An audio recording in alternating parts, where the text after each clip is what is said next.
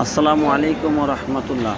বন্ধুরা সবাই কেমন আছেন? আশা করি ভালো আছেন। আজকে চলে এসেছি, আমি কিন্তু ঢাকায় যাওয়ার উদ্দেশ্যে রওনা দিয়েছি। ঢাকায় যাওয়ার উদ্দেশ্যে রওনা দিয়ে আজকে চলে আসতে আসতে এইমাত্র এসে পৌঁছেছি একদম টাটকা অনেক সুন্দর একটি হোটেলটি কিন্তু জানেন আপনারা, এটা কিন্তু সিরাজগঞ্জ থেকে সোজা মেন রোডের থেকেই কিন্তু হোটেলটি দেখতে পাবেন।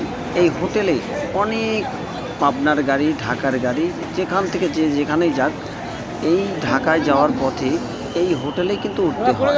হোটেলটির অবস্থা দেখেন, এটা হলো ফুড ভিলেজ। ওরে বাপ রে বাপ, এত সুন্দর, এত আয়োজন করে সাজিয়েছে, আর এত লোকজনের আসা যাওয়া কল্পনার বাহিরে। বন্ধুরা বুঝতে পারছেন, এত লোকজনের আসা যাওয়া, আর এখানে প্রত্যেকটা জিনিসের কিন্তু দাম একদম অগ্নি বরাবর।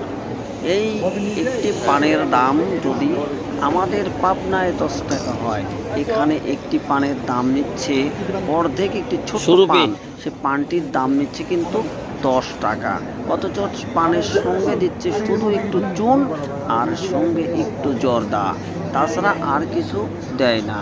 কাঁচা সুপারি চেলেই বলে 15 টাকা।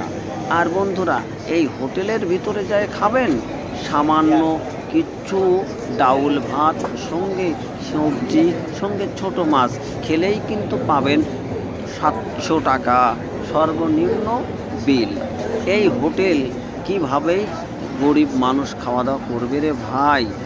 আরে ভাই, সামনে দেখতে পাচ্ছেন এই যে হোটেলের চারপাশে একদম ঘেরাঘেরি করে সামনে বসে রেখেছে এইটা দোকান, ওটা দোকান, সেন্টার ফুড, পন্টার ফুড, লাটকি ছাটকি, আইসক্রিম, ভুটকি, সব রকমের জিনিস। আমরা উপর দিয়ে খাওয়া দাওয়া লাঞ্চ শেষ করে চলে আসলাম কিন্তু নিচে এসে কফি খেয়ে নিলাম। এই একটি কফির দাম নিল 30 টাকা। ওরে ভাই রে ভাই, যেমন স্বাদ তেমন দাম, তেমন তার সুনাম। চলে আসলাম কিন্তু এখন চলে যাব সোজা গাড়ির দিকে। এই গাড়িতে উঠেই আবার চলে আসবো।